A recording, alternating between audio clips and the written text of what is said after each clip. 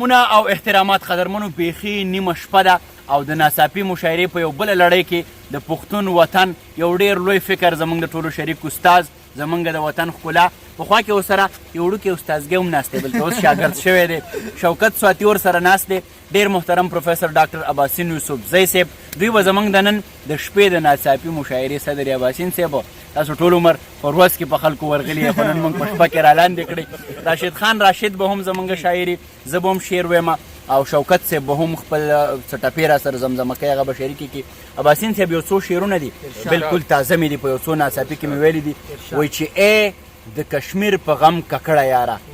ای د کشمیر په غم ککړه یاره درنه یې هېره کړه بابړه یاره او تور وجودونه په زربفتو پټ دي تور وجودونه په زربفتو پټ دي زه ژوند کوم سینه لغړه یاره او د دې ریاست بیانیې لا حکړم د دې ریاست بیانیې لا حکړم لاس راکوه خادم کاکړه یاره او ستا تش کاته او په مخه لاړې صدر صاحب ستا تش کاته او په مخه لاړې ماله دې ورانه کړه جونګړه یاره او څوک چې ګاندي او باچا خان پیژني سوچ کې هم نه کوي جګړه یاره څوک چې ګاندي او باچا خان پیژني سوچ کې هم نه کوي جګړه یاره او ما د ګلویش دغه پوښتنه وجني کور ته به کله راځې مړه یاره او صدر صاحب ګاډی هم بند کړو دا مشاعره که څه وکړي شوکته شور پکې نه کړی ډېر ښه ډېر ښه اباسین په غاړه په شور کې لاهو شو شوکته ته را شریک کا یو څو زمزمې زه به بس دوه شعرونه ووایم ارشاد دا خو تاسو ته هم ټولو ته درځي نو یا اوره بیا به اورو ګور سره یاري د بنګ سره یاري ده انګور سره یاري ده که د بنګ سره یاري ده د مستو خود ژوند هر یو رنګ سره واه یاري ده واه واه شوق انګور سره یاري ده که د بنګ سره یاري ده ای های جبین لغواړي ستوري او سپوږمۍ د غاړې هار لا جبین لغواړي ستوري او سپوږمۍ د غاړې هار لا ای های جبین لغواړي ستوري او سپوږمۍ د غاړې هار لا جبین لغواړي ستوري او سپوږمۍ د غاړې هار لا ای های زما د یوه داسې شوخ شنګ سره یاري ده زما د یوه داسې شوخ شنګ سره یاري ده د مستو خود ژوند هر یو رنګ سره یاري ده انګور سره یاري ده که د بنګ سره یاري ده یو شعر بل واه ارشاد دا زکه کور او ګور او پېښور پرېواړه یو دی دا زکه کور او ګور او پېښور درېواړه یو دی ای های دا زکه کور او ګور او پېښور پرېواړه یو دی دا زکه کور او ګور او پېښور درېواړه یو دی زما د باباګانو د اورنګ سره یاري ده ای های ما د باباګانو د اورنګ سره یاري ده د مستو خود ژوند هر یو رنګ سره یاري ده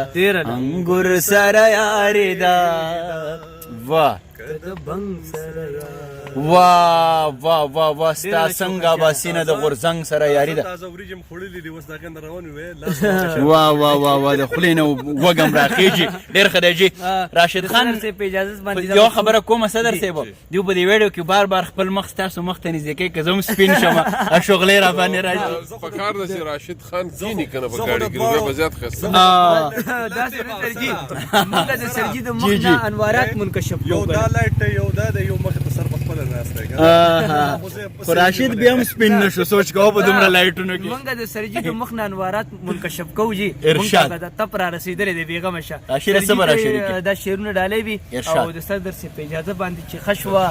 د لوی تلوسې ووتم آها خشوه د لوی تلوسې ووتم چې د ښایست د پلوشې ووتم آها ستا په نظر کې هله ځای شومه زه آه. چې د ژوندون د نظریې ووتم واه. خدایا اخر به مې بقا موندله آها. د سبا ستوری هم د شپې ووتم واه واه نن مې د ځان تماشه خپله وکړه آی های سرجي نن مې د ځان تماشه خپله خپله وکړه. وکړه ستا د دنیا د تماشې ووتم آی های. هغه به چرې له دایرې نه وته آه. هغه به چرې له دایرې نه وته زه به همیش له دایرې ووتم واه او راشده آه. بیا مې توبه ماته کړله آه. راشده بیا زه توبې ووتم واه واه واه واه واه هم د دغه سره ډیر محترم صدر صاحب تاسو ته چې کوم دی بلنه درکو شپه پخېږي نو تاسو را باندې خپل شعرونه را نازل کړئ سرجي ارشاد